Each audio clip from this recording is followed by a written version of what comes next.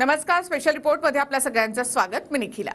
जरांगे पाटलांनी 2 महिन्यांची मुदत देत उपोषण मागे घेतलं, मात्र मराठ्यांना सरसकट कुणबी दाखले द्या या मागणीवर ते ठाम आहेत। विशेष म्हणजे शिष्टमंडळानं ते मान्य केल्याचंही जरांगे पाटील म्हणतायत। आता सरसकट म्हणजे काय आणि कोणाकोणाला ते आरक्षण मिळेल यावरून काय प्रतिक्रिया आलेल्या आहेत त्याही आपण पाहूया।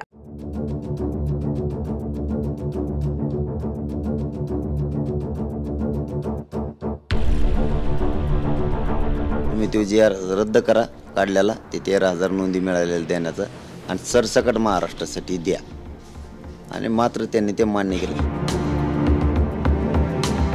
मराठा आरक्षणासाठी जरांगे पाटलांनी 2 महिन्यांची मुदतवाढ दिली आणि त्याच वेळी आता मराठवाडाच नाही, संपूर्ण महाराष्ट्रातील मराठ्यांना सरसकटच आरक्षण मिळणार असल्याचंही म्हटलं। चर्चा तेच झाली, सरसकट द्यायचं, सरसकटच्या जागेवर मागेल त्याला समजा, आणि ते एकच विषय, ते एकच अर्थ। आपण समाजाशी कधीच नाही खोटं बोलत। मी अर्धवट मराठवाड्याचा आहे म्हणून मराठवाड्याला घेणार, दाटून खोटं बोलणार, महाराष्ट्राला मिळणार आहे महाराष्ट्राला मिळणार आहे आणि नुसतं मराठवाड्याला घेणार, ते मी नाही करू शकत। तुम्ही तो जी आर रद्द करा काढलेला, ते 13,000 नोंदी मिळालेल्या देण्याचं आणि सरसकट महाराष्ट्रासाठी द्या, आणि मात्र त्यांनी ते मान्य केलं। सरकारच्या शिष्टमंडळाच्या आधी निवृत्त न्यायमूर्ती आणि बच्चू कडू यांनी जरांगे पाटलांशी चर्चा केली। जरांगे पाटील जे म्हणतायत त्या सरसकट आरक्षणावर बच्चू कडूंचं काय म्हणणं आहे तेही ऐका। 2 गोष्टी महत्त्वाच्या आहे का, सरसकट मराठ्यांना म्हणजे ज्यांच्या नोंदी आहे आणि जे रक्ताचे नातेवाईक आहे त्याच्या संबंधित जे काही कोणी असेल तर त्यानुसार त्यांना सगळ्यांना दाखले दिले जातील। जसं बेल्लोऱ्यात मी कडू जर असेल आणि माझी नोंद सापडली तर त्या सगळ्या कडूला गावाला तुम्हाला द्यावं लागेल, असं साधा सिंपल प्रश्न आहे। थोडंसं मला वाटतं समजण्यात थोडासा प्रॉब्लेम होत आहे। सरसकट म्हटल्यापेक्षा सर्व जे काही नोंदी आहे किंवा जे रक्तमासाचे किंवा सगळे सोयरे आहे त्याला देता येईल। ज्या मराठ्यांच्या कुणबी अशा नोंदी आढळतील त्यांना आणि त्यांच्या रक्ताच्या नातेवाईकांना कुणबीचं जात प्रमाणपत्र मिळेल असं बच्चू कडू म्हणतायत। निवृत्त न्यायमूर्ती संदीप शिंदे यांच्या समितीला मराठवाड्यातील आणखी 3,000 नोंदी सापडल्या, म्हणजेच मराठवाड्यातील कुणबी नोंदींचा आकडा आता 15,500 वर पोहोचला।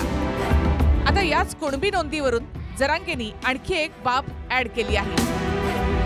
जरांगे पाटलांचं म्हणणं आहे की कुणबी नोंदी मिळतील त्या मराठ्यांना कुणबी अर्थात ओबीसीचं जात प्रमाणपत्र मिळेल। सरकारनं तसं वाटपही सुरू केलं। दुसरी बाब म्हणजे रक्ताचे नातेवाईक असलेल्यांना कुणबीचे दाखले मिळतील, यातही काही अडचण नाहीच, कारण एका भावाची नोंद मिळाली तर दुसऱ्याला सुद्धा मिळेलच। तिसरी आणि महत्त्वाची बाब म्हणजे जरांगे पाटील म्हणतायत की सगळे सोयरे यांनाही कुणबीचा दाखला मिळणार आणि निवृत्त न्यायमूर्तींच्या शिष्टमंडळानं तशी मागणी लिहून घेतल्याचंही त्यांनी म्हटलं। सरसकट मराठ्यांना कुणबी प्रमाणपत्र द्यावं हे कसं शक्य आहे हे देखील सरकारने निवृत्त न्यायमूर्ती जे नेमलेले आहेत त्यांनी काल जाऊन तिकडे मला वाटतं समजवलं असेल, तर ते महाराष्ट्राच्या जनतेला देखील कळलं पाहिजे की कशा प्रकारे हे आरक्षण दिलं जाऊ शकतं। सरसकट कुणबी म्हणून मराठ्यांना आरक्षण दिलं जाऊ शकतं का, ओबीसीचं कुठल्याही आरक्षणाला धक्का लागणार की नाही लागणार याचा देखील विचार केला पाहिजे। त्यामुळे सरकारने या बाबतीतली विस्तृत भूमिका ही मांडणं गरजेचं आहे। जरांगे पाटील दावा करतायत की सरकारसोबत सरसकट दाखल्यांसंदर्भातच चर्चा झाली। सरकारच्या शिष्टमंडळात मंत्री धनंजय मुंडे सुद्धा होती, त्यांनी सुद्धा जरांगे पाटलांशी बोलताना सरसकटचा उल्लेख केलेला आहे। एकूण आता 13,700 सापडले, आणखीन वेळ मागितला कशासाठी, आणखीन वंशावळी आपल्याला जास्तीत जास्त, आणि सरसकट द्यायची ज्यावेळेस आपण निर्णय घेऊ त्यावेळेस निर्णय घेत असताना सरसकट घेताना वंशावळी तर शेवटी 12 कागदपत्र जे लागतील त्या दाखले घेण्याच्या संदर्भामध्ये 13,700 जसे आले तशी वेळ मागून आपल्याला आणखीन सर्व कुणबीचे एकत्रित करून तो निर्णय घ्यायचा त्यांचा। कुणबीला 13,700ला आपण ऑलरेडी कुणबी ही ओबीसी मध्येच आहे, त्यामुळे वेगळं काही कारण सांगायची गरजच नाही। हेच आपल्याला घालायचेच, ते जे तुम्ही म्हणताय ना त्या पद्धतीने पाठायचं। बरं, मला जर या खाली कदाचित नवीन माहिती आहे त्या मात्र तुम्हाला ऍड करावं लागतील ना साहेब, हे 100% सांगितलं। तुम्ही सुधारणा ज्या वेळेस सांगताल याच्या उपर सुद्धा उद्या सुधारणा काय आल्या, परवा आल्या, तर त्या सुधारणा कधीही आल्या तरी आम्ही सांगू. यानंतर वेळ नाही भेटणार ना? हो नाही भेटणार ना. आणि माझी एक विनंती आहे साहेब, ऐका, आपलं म्हणणं आहे की अधिवेशन बोलावं. दिवाळीच्या कधी अधिवेशन आहे? डिसेंबरमध्ये अधिवेशन आहे.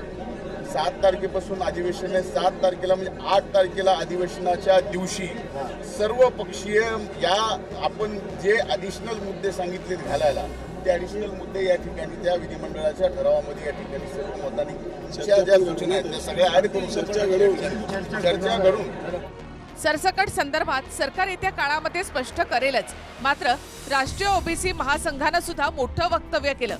मराठा समाजाला मागासवर्ग आयोगानं मागास घोषित केलं तर त्यांना ओबीसी मधून आरक्षण देण्यास विरोध नाही, असं बबनराव तायवाडेंनी म्हटलं.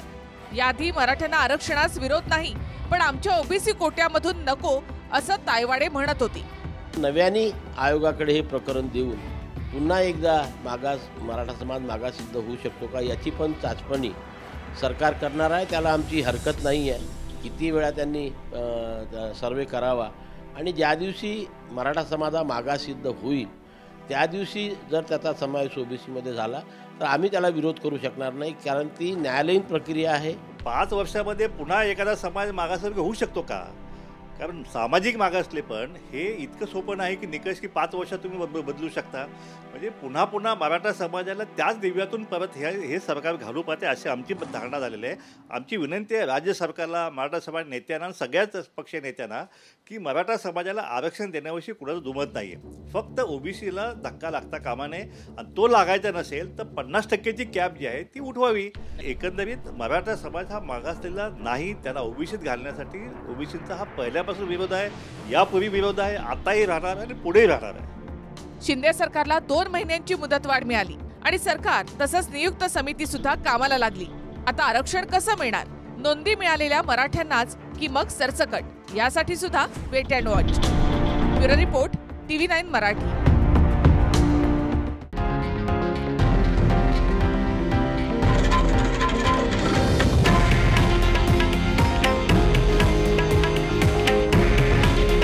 हे आहे देशातील नंबर 1 न्यूज नेटवर्क आणि आपण पाहत आहात TV9 मराठी. काळजी तुमची, हित महाराष्ट्राचं.